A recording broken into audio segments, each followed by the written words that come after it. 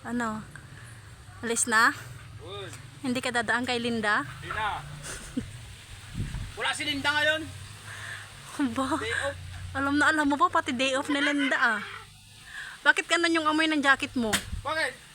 Pay! Bakit amoy ano? Amoy di maintindihan. Hindi yan yung isa. Bakit ganun yung amoy? Parang pinagamit mo pa yata kay Linda yun ah. Hello? Amoyin mo kasi. Bakit ganyan yung amoy? Oh, di ba? Pang R. Hindi naman ganyan ang amoy ng jacket mo kahit gaano katagal na yan nagagamit. Nakapabangara ati angot na. Amoy Linda. Amoy Linda no. Strong. Linda.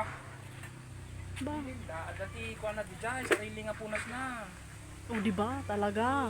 Wala naman akong sinabing punas ah. Pinampunas. Bakit pa umamin ka ah? Binuko mo yung sarili mo. May sariling pamunas si Linda.